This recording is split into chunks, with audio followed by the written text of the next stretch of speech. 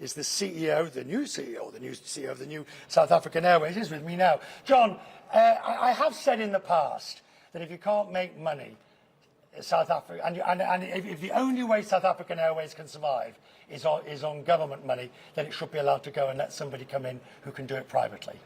But Richard, from where the industry is emerging now, South African Airways is not unique. You will have read the latest Ashkira report that showed that during the COVID period, governments throughout the world have put about $200 billion helping airlines to perform their strategic role of creating connectivity and travel among people and trade. But you're restructuring. Have you restructured sufficiently that you can be profitable?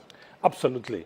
South African Airways is emerging out of the COVID pandemic, as well as the restructuring that it had to go through as a new, totally different operation. As a public-private entity, where for the first time it will be run by a private entity, a private company. Has the mentality changed? Because there has been a previous view of the government will always bail us out, which, to be fair, the government did always bail you out. Yes, but we are not the only airline in the world to be. You've had more bailouts than most. Yeah. Well, the jury's out on that, like as I've just mentioned. But in the case, it's not just the bailout. South African government has been the main shareholder, like any other shareholder, when their investment is in trouble, and there is a strategic role for South African Airways, the government has always come into play. And unlike other countries, the South African government has interfered in the running of the airline based on political policies. Let's take this country, for example, where it's a government airline. But basically, the government has said to Apral Bakker, get on and run it and run the best airline you can in the world. Yes, South Africa is unique in that it is a strategic, and it's always been a strategic asset in Africa, where South Africa has a very special role as the leading aviation industry on the continent.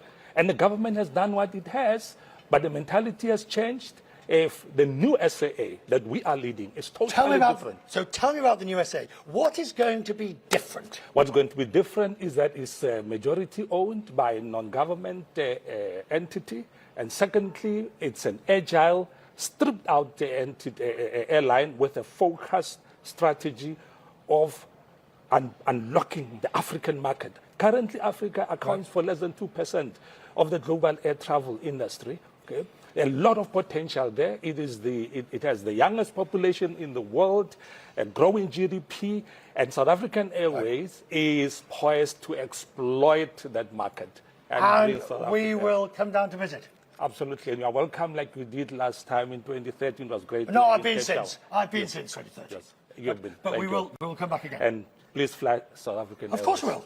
Yes. Of course we will. Thank you, sir.